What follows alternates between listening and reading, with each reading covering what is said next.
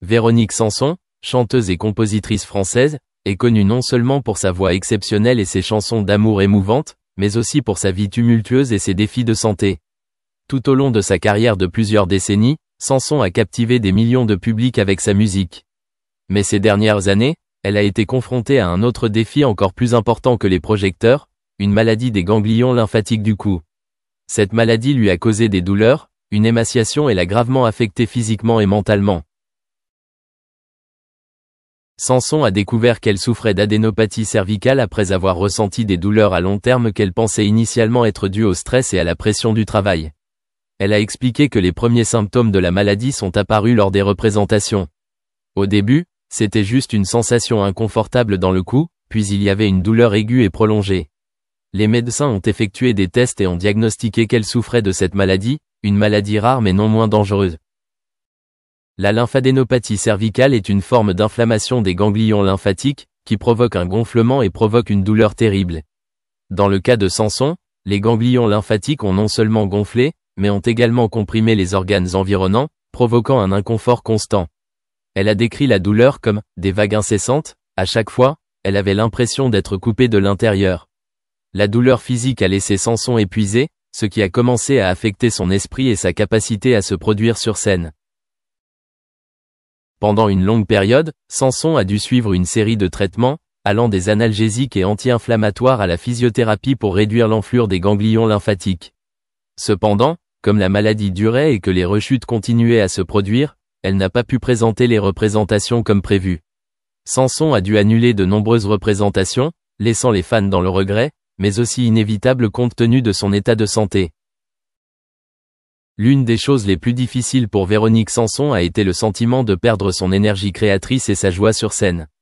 Elle a un jour partagé que la musique est son souffle, la façon dont elle exprime ses émotions et se connecte au monde. Mais face à la douleur de la maladie, elle ne ressentait plus la force de chanter ou de jouer d'un instrument de musique comme avant. Avant, je pensais que je pouvais surmonter tous les défis de la vie, mais cette maladie m'a appris qu'il y a des choses que je ne peux pas contrôler, a-t-elle admis dans une interview. Non seulement physiquement douloureux, la maladie a également gravement affecté l'esprit de Sanson. Elle se sentait seule, surtout lorsque sa maladie devenait grave. Même si elle a toujours bénéficié du soutien de sa famille et de ses amis, elle a admis que la maladie l'avait fait se sentir prisonnière dans son propre corps.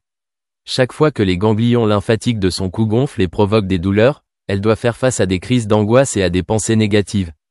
Elle a un jour partagé qu'il y avait des moments où elle avait envie de tout abandonner, parce que la douleur était trop lourde à supporter.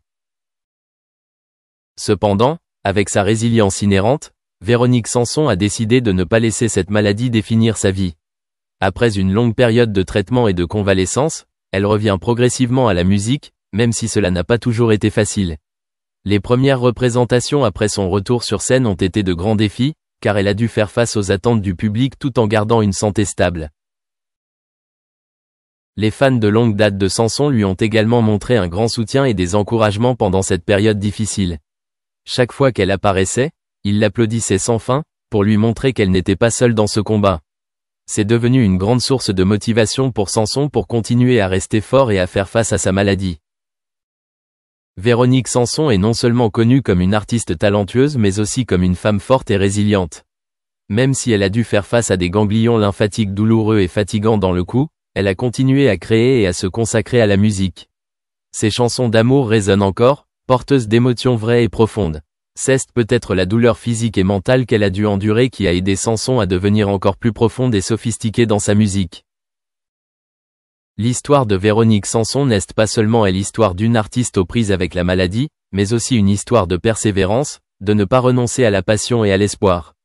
Même si la maladie peut rendre son corps faible et émacié, son esprit reste ferme et fort.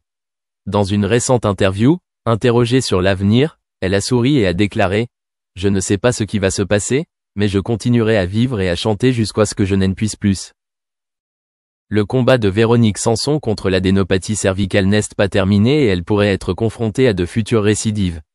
Mais à travers tout cela, elle a prouvé qu'elle était non seulement une artiste talentueuse, mais aussi un symbole de persévérance et de détermination. Elle a inspiré de nombreuses personnes, non seulement avec sa musique mais aussi avec l'histoire de sa vie et ce qu'elle a surmonté. Le samedi 21 septembre 2023 au soir, le public du théâtre Luxembourg de Meaux a eu l'occasion d'assister à l'une des performances musicales les plus spéciales de cet automne. La chanteuse légendaire Véronique Sanson a livré une prestation émouvante, charismatique et intense, faisant de la scène un lieu brûlant de son talent et de sa passion. Avec sa voix distinctive et sa forte présence scénique, Sanson a attiré des milliers de spectateurs au théâtre du Luxembourg, laissant une marque inoubliable dans leur cœur. Véronique Sanson, avec une carrière musicale de plus de 50 ans, est devenue une icône musicale majeure en France. Non seulement elle est chanteuse, mais elle est aussi une musicienne et compositrice talentueuse, avec de nombreux succès immortels. Chaque fois qu'elle apparaît sur scène, le public a l'impression de revivre de profonds souvenirs musicaux de ses années de pointe. Avec cette prestation à Meaux, elle a une nouvelle fois prouvé sa classe, non seulement par sa voix mais aussi par sa capacité à créer un lien fort en émotion avec le public. Le spectacle de Meaux n'est pas seulement une soirée musicale, mais aussi un événement culturel particulier pour cette ville.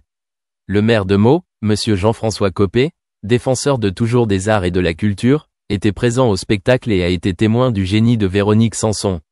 En tant que maire, Monsieur Copé a organisé et assisté à plusieurs reprises à de grands événements culturels à Meaux pour promouvoir et diffuser les valeurs artistiques dans la communauté. À la fin de la représentation, dans une ambiance remplie d'applaudissements et d'enthousiasme de la part du public, Monsieur Jean-François Copé est monté sur scène pour exprimer sa gratitude à la chanteuse. Il s'agit non seulement d'un remerciement pour la magnifique prestation qu'elle a apportée à la ville de Meaux, mais aussi d'une reconnaissance de l'apport de Véronique Sanson à la musique française au cours des dernières décennies. Mais ce qui a rendu ce moment encore plus spécial, c'est le cadeau que Monsieur Copé a offert à Véronique Sanson, un cadeau auquel peu de gens s'attendaient, créant une agréable surprise non seulement pour Sanson mais aussi pour tout le public présent au théâtre. Le cadeau unique que Monsieur Jean-François Copé a offert à Sanson était une petite statue simulant le théâtre du Luxembourg, où elle venait de terminer une représentation accrocheuse. Cette statue a non seulement une valeur esthétique mais aussi une profonde signification symbolique. C'est un souvenir de cette nuit mémorable, et un symbole du lien entre l'art et la ville de Meaux.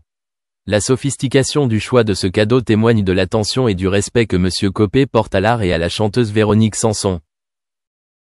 Véronique Sanson a été très touchée en recevant ce cadeau particulier. Elle a partagé que le spectacle à Meaux n'était pas seulement un spectacle ordinaire mais qu'il lui avait aussi apporté des émotions fortes et de beaux souvenirs. Elle s'est également sentie honorée de recevoir l'affection chaleureuse du public et le soutien des dirigeants locaux, notamment du maire Jean-François Copé. Pour elle, ce cadeau n'est pas seulement un objet mais aussi un symbole du lien entre l'artiste et le public, entre la musique et la communauté. La prestation de Sanson à Meaux n'était pas qu'un simple événement musical, mais aussi une opportunité pour les habitants et la ville de se connecter aux véritables valeurs artistiques. Le théâtre du Luxembourg, avec son architecture ancienne et son atmosphère chaleureuse, est devenu une destination idéale pour Sanson pour montrer son talent, mais c'est aussi un lieu pour témoigner du mélange de l'art et de l'honneur. Avec son style musical caractéristique mêlant pop, rock et mélodies de ballades émotionnelles, Sanson a guidé le public à travers un voyage musical inspirant. Des chansons classiques comme « Besoin de personne »,« Amoureuse » ou « Ma révérence » ont été interprétées par elle en toute sincérité et émotion, faisant verser des larmes à de nombreux publics. Chaque note, chaque phrase de sa chanson est comme une confession, une histoire qu'elle partage avec le public. Outre des chansons familières, cette prestation est aussi l'occasion pour Véronique Sanson de présenter de nouvelles compositions de son récent album. Elle a continuellement créé et développé son style musical, trouvant toujours des moyens de se connecter avec le public à travers chaque mélodie et chaque parole. Cela prouve que malgré plus d'un demi-siècle d'activité artistique, Sanson conserve toujours sa forte créativité et son amour sans limite pour la musique. Le succès du spectacle à Meaux n'est pas seulement une réussite de Véronique Sanson mais aussi une affirmation du rôle important de la culture et de l'art dans la construction et le développement de la communauté. Monsieur Jean-François Copé, avec son enthousiasme et son amour pour l'art, s'est toujours efforcé d'apporter aux Meaux des événements culturels. Couple marié impliqué dans une enquête criminelle. Le film est devenu l'un des films les plus regardés sur Netflix et a rapporté 22 millions de dollars à l'actrice.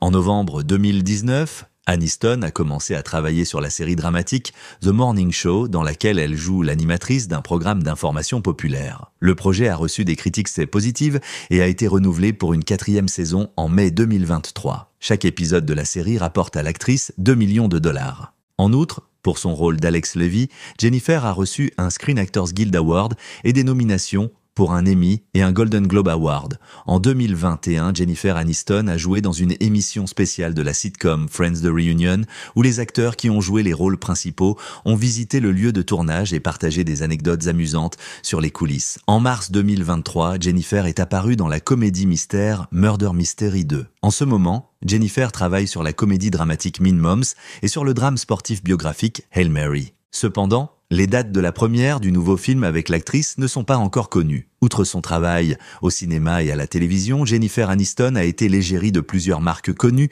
à différentes époques. Par exemple, au milieu des années 90, elle est devenue l'égérie de L'Oréal, a participé à la campagne publicitaire Got Milk avec Lisa Kudrow et est apparue, avec Matthew Perry, dans un guide vidéo de Microsoft. En 2005, Jennifer est apparue dans une publicité pour la bière Heineken et de 2008 à